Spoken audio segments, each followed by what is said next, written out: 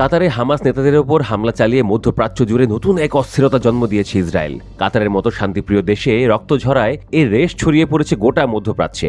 ইসরায়েলের হামলা জাগিয়ে তুলেছে পুরনো দ্বন্দ্ব।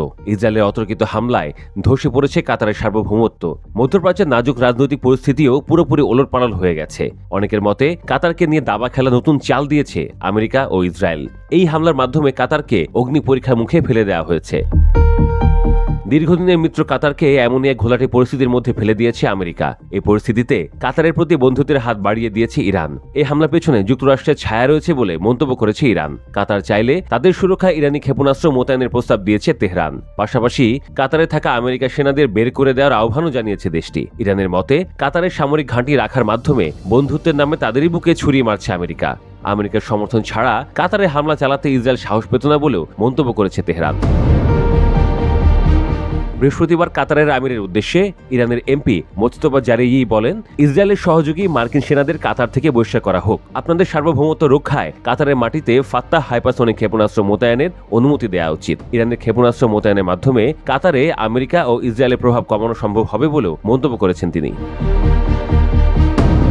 এদিকে ইরানের সশস্ত্র বাহিনীর প্রধান মেজর জেনারেল আব্দুল রহিম বলেন, ইরানের সশস্ত্র বাহিনী আমাদের কাতারি ভাইদের সমর্থন করতে কখনোই দুইবার ভাববে না। ইরানের পক্ষ থেকে এমন বক্তব্য আসায় মধ্যপ্রাচ্যে আঞ্চলিক উত্তেজনা বাড়তে পারে বলে আশঙ্কা তৈরি হয়েছে।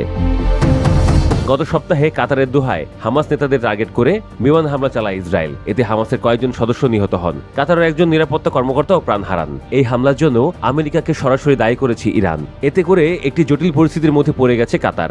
এই ঘটনা মধ্যপ্রাচ্যে চলমান উত্তেজনাকে আরও বাড়িয়ে দিয়েছে। কাতারকে ঘিরে আমেরিকা ও ইসরায়েলের সঙ্গে ইরানে নতুন সংঘাতের আশঙ্কা তৈরি হয়েছে।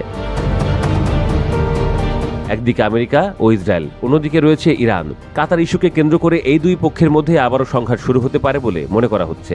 এদিকে কাতারে ইসরায়েলে হামলার ঘটনায় আমেরিকা সংশ্লিষ্টতা থাকার বিষয়টি নাকচ করে দিয়েছেন মার্কিন প্রেসিডেন্ট ডোনাল্ড ট্রাম্প। এক্সে তিনি লিখেছেন, কাতারে হামলা ইসরায়েল প্রধানমন্ত্রী নেতানিয়াহুর একক সিদ্ধান্ত ছিল। আমি কাতারকে আমাদের খুবই কাছের মিত্র ও বন্ধু হিসেবে দেখি, তাই সেখানে এ ধরনের হামলার জন্য আমি খুবই দুঃখিত।